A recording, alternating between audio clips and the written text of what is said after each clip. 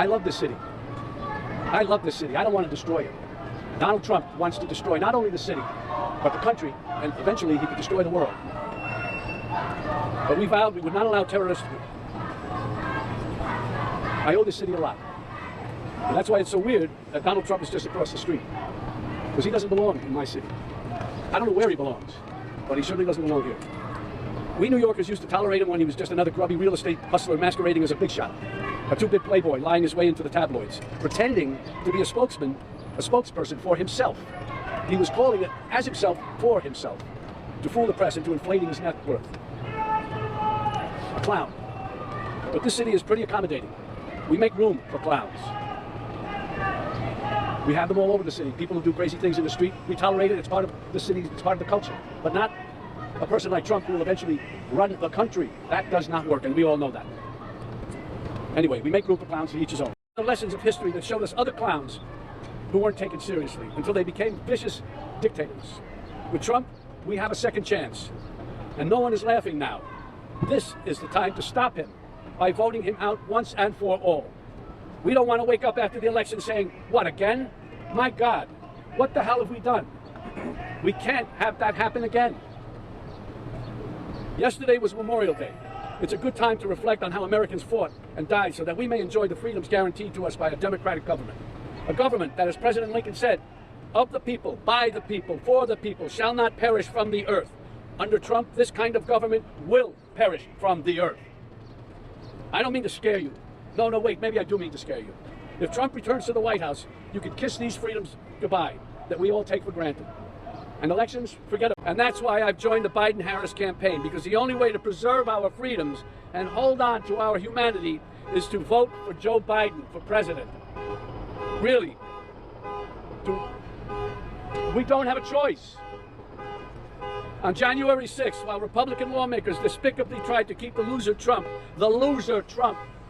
in the White House, and Trump-inspired insurrectionists stormed the Capitol, brave men and women from law enforcement put their lives on the line to defend this country. Our democracy. They are the true heroes. These guys are the true heroes. They stood and put their lives on the line for these lowlives, for Trump. They lied under oath.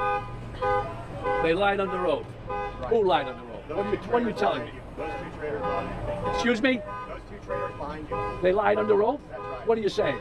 They're traitors. They're traitors. I don't even know how to deal with you, my friend. I don't even know how to deal with you. They stood there, they didn't have to. And there were other ones in there who probably were in with them a little bit too, and they found a way to get around. Not these guys. They stood there and fought for us, for you. For you. Well, they weren't fighting for me. No, they fought for you, buddy. You're able to stand right here now. They are the true heroes. I'm honored to be with these two heroes today, from former Capitol Police Officer Harry Dunn and former Metropolitan Police Officer Michael Fanone. You talking to me? You talking to me? He's a pig, he's a con, a bullshit artist, a mutt who doesn't know what he's talking about, doesn't do his homework, doesn't care, thinks he's gaming society, doesn't pay his taxes. He's an idiot. Colin Powell said it best. He's a national disaster. He's an embarrassment to this country. It makes me so angry that this country has gotten to this point, that this fool, this bozo, has wound up where he has. Well, some people have criticized you because you've been pretty open about your dislike for Mr. Trump and the danger he poses to democracy. You once famously said you'd like to punch him in the face. Here we go. If you don't mind, Mr. President, That's how he wants to punch people in the face. Well, I'd like to punch him in the face.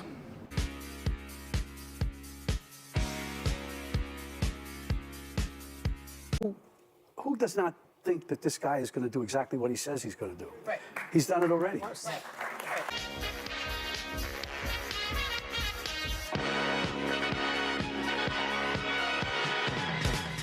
Stands up to people, and that's what makes him a leader. We all know who I'm going to talk about, but I won't say the name. De Niro continued, obviously alluding to Trump. Because that guy is stupid. Imagine if you're smart, even hell. What do you think of Trump? People might call him an asshole, but he's my asshole. Right.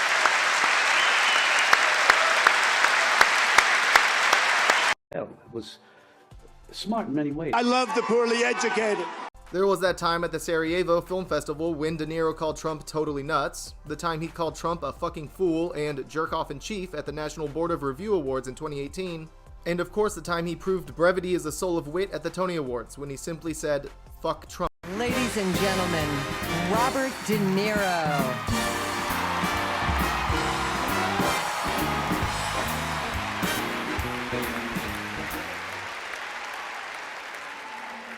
I'm going to say one thing. Fuck Trump. Take that stupid hat off. You're a bunch of clowns. When you see this guy get elected, you. Gangsters. Excuse me. You are gangsters. You're washed up. You. A paid sellout for the DNC. A paid sellout for the DNC. Well, that was Robert De Niro hurling insults at former President Trump and his supporters during what some are calling a bizarre press conference outside the Trump trial courthouse. The Biden campaign was in the House yesterday. Bizarre is one. More than politics, I see a weaponization of our justice system. Yeah. And a challenge to our Constitution, us as Americans, that I don't think we're going to have. And, Trump is the most investigated person probably in the history of the world. And they haven't been able to really get him on anything. As president, the only thing I liked about Trump was everything he did. Thank you very much. I appreciate it. I will never forget it. Thank you.